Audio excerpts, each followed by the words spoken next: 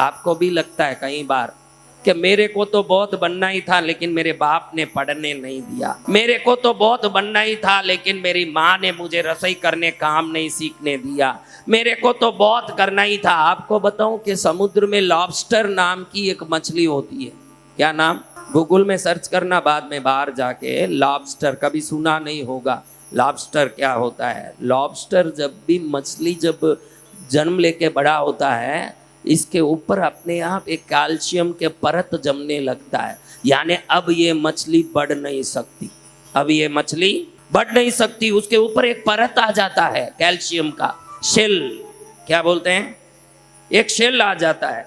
अब वो शेल ऐसा टाइट होता है चूने का, शंख की तरह। अब वो उससे बड़ा कैसे होगा?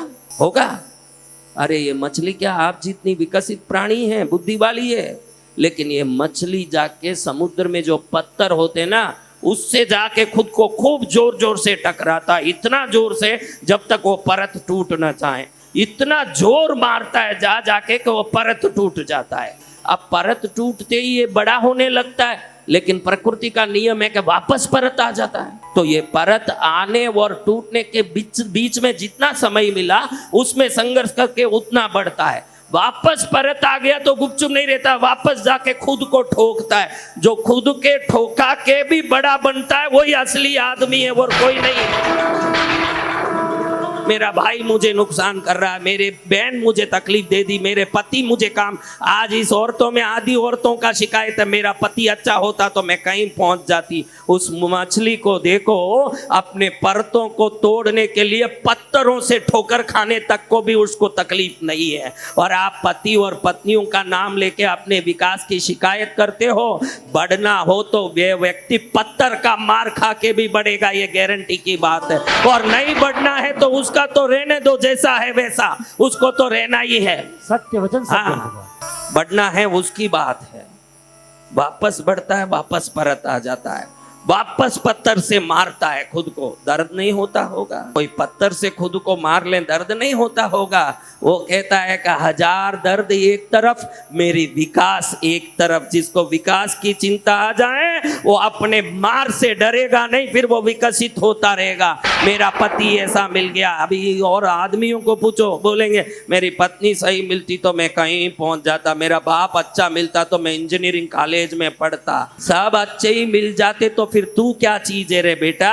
जब सब खराब मिले फिर भी तू कुछ बन के बताए, तब तू कोई चीज है इस संसार में। सब मिल ही गए फिर तू क्या बनेगा? तेरा बाप बनेगा। फिर तू जब बनेगा जब पूरी दुनिया तेरे विपरीत हो, उसके बाद अगर तू कुछ बन के दिखा दिया तो समझ ले कि माई का लाल तैयार हो गया, कोई जो बन के दिखा रहा है, कुछ बनने आया है। सत्य वचन। हमको तो कमी निकालनी है, क्यों नहीं जिया भाई? हमारे साथ तो ऐसे धोखा हो रहा है महाराज, बड़ा धोखा हो रहा है। या तो ग्रहों के ऊपर धोखा डालेंगे। ज्योतिष ने बोल दिया शनि बड़ा खराब है, शनि मेरा दुश्मन बन के परेशान कर रहा है। ज्योतिष ने बोल दिया कि अभी समय बहुत खराब है। अगर जूझ आ गई मन में तो शनि भी कुछ नहीं कर सकता। मैं बोलता हूं आप जय जय गुरुदेव।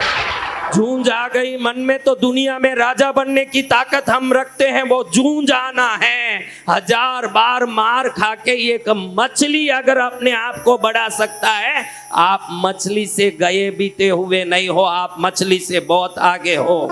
देखो आपको मैं पूछता हूँ, 100 करोड़ रुपए में फ्लाइट बनते हैं। कितने करोड़ रुपए में? 100 करोड़। सही बात है, ये गलत बोल रहा हूँ? 1 करोड़ रुपए में बस बनते होंगे, या 5 करोड़, 8 करोड़, 10 करोड़। मुझे पैसे का कीमत का तो पता नहीं क्योंकि मैं कोई बस खरीदने गया नहीं, लेकिन 10 करोड़ का बस समझो आप। कितना?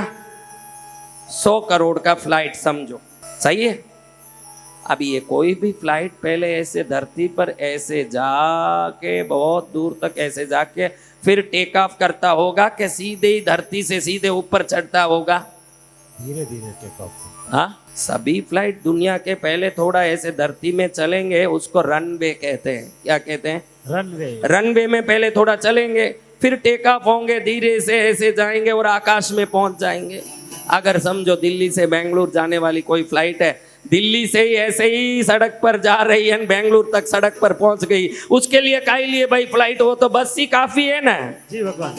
तो संसार के जितने जानवर जी रहे हैं ना, वैसे आप जी रहे हो तो 100 करोड़ का फ्लाइट सड़क पर चल रहा है, वैसा ही है। अगर जिस दिन आपका टेक ऑफ हो गया तो ईश्वर का बनाया ये सृष्टि आपके लिए सही काम कर रहा है, ये समझ लो आपका टेक ऑफ हो रहा है। अगर नहीं हुआ तो बेकारी है। मनुष्य जन्मा कुछ भी करने के लिए है। किस लिए है? कुछ करने के लिए। अगर नहीं कर रहे हो ना, दुनिया भर की कुछ न कुछ बहाने करके, भाभी सही नहीं मिली, ननंद अच्छी मिलती तो सुख होता, सासू खराब मिल गई, पति सही मिलता तो अच्छा होता, बाप होता तो पढ़ाई हो जाता, ऐसे कर रहे हो तो 100 करोड़ का फ्लाइट धरती पर सड़क पर चल रहा है।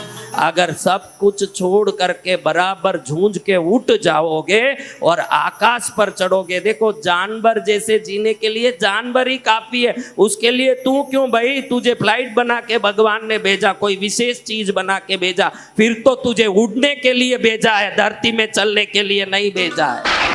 अगर तू उड़ने से रुकता है तो वो रोकता तेरी कंजूसी, तेरे उल्टे सीधे विचार, विज्ञान की बातें। धर्म से बड़ा कोई विज्ञान नहीं है। धर्म जो कहता है वो करेगा तो उसी दिन तेरा फ्लाइट उड़ने लगेगा। धर्म के विपरीत रहेगा, सड़क में ही घूमेगा बसों की तरह, तुम उड़ नहीं पाएगा। समझ रहे हो मेरे बात? जी भगवान। हाँ, कुछ करें, किसी के लिए करें। इधर जितने लोग बैठे हैं 100% दिल्ली में स्वामीनारायण मंदिर को तो जानते ही होंगे सब। बाहर वाले हों, अंदर वाले हों, दिल्ली वाले हों, छतरपुर वाले हों, दिल्ली स्वामीनारायण मंदिर गए क्या ये नहीं पूछ रहा हूं, जानते हो क्या ये पूछता हूं मैं। हाँ, कौन जानते? सब जानते। क्या ये स्वामीनारायण कृष्ण है, राम है? हाँ, राम है, कृष्ण है, हनुमान जी है, एक संत है। कौन है? संत। अरे इनसे बड़ी कोई मंदिर ब्रह्मांड में बता दो, स्वामीनारायण मंदिर से बड़ा मंदिर कोई ब्रह्मांड में बता दो। ये गणेश जी का मंदिर उससे बड़ा है। दिल्ली में सबसे बड़ा पैसा वाला बना हुआ खर्चे का मंदिर ही ये स्वामीनारायण मंदिर है। आप देखो, इसमें ना तो कोई हनुमान जी है, ना गणेश जी, ना कोई कृष्ण जी, ना राम जी। एक संत की इतनी ताकत और इतनी महिमा कि इनका मंदिर इतना बड़ा। सोचा कभी? सोचोगे तो तुम्हारे भी इतनी बड़ी मूर्तियां पूजी जाएगी जिस दिन सोचोगे। नहीं तो ऐसे ही देखो, तुमको मैं पूछता हूं, तुम में कोई अपने दादा के दादा का नाम बता सकते हो? बताओ अपने दादा का नाम। आपके दादा का नाम नहीं, दादा के बाप का नाम कोई बता दे। यहाँ देखो, मैं अपने दादा के बाप का नाम, हाँ, अगर बता दें तो उसके बाप का नाम बताएं, नहीं बता पाएंगे।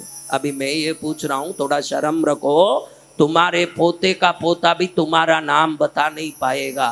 तुम ये बोलते हो कि हम दादा के दादा का नाम नहीं जानते, तुम्हारे पोते का पोता तुम्हारा नाम नहीं बता पाएगा। इतनी अल्प अवधि में तुम्हारी यहाँ की उपस्थिति, नाम दर्ज सब समाप्त होने वाली है, क्योंकि बसों की तरह घूम रहे हो। तुम्हारे में फ्लाइट का कहीं लक्षण नहीं दिख रहा है, वही कारण है। अच्छा भाई, दादा के दादा का नाम नहीं बता सकते हो, दशरथ के पुत्र का नाम बता सकते हो? दशरथ के पुत्र कौन है?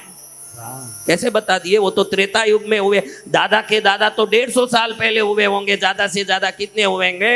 150 साल पहले हुआ तुम्हारा घर का आदमी का पता नहीं, और कहीं गए हुए त्रेता युग के आदमी का पता है। तो उनकी जिंदगी उस प्रकार की थी जो दुनिया सोचने के लिए मजबूर होती है।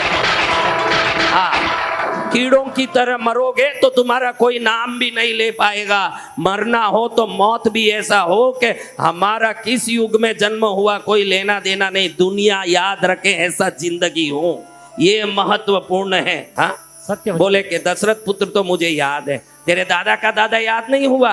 दशरथ पुत्र तेरा दादा का दादा था कि तेरा दादा का दादा तेरा दादा का दादा था? क्या लेना तेरा दशरथ पुत्र से? लेकिन उनकी मर्यादा और उनका आचरण ऐसा था कि आज भारत के हर सनातनी के मन में राम बसे हैं। तेरे दादा के दादा किस मसान में गए, पड़ोसी तक को याद नहीं है। पड़ोसी तक को याद नहीं कि वो कहाँ जाके मरा। काम ऐसा करियो जो धन्ना सा ने किया, रानकपुर बनवा के जग में नाम कर दिया। काम ऐसा करो कि करने के बाद कोई याद रखे।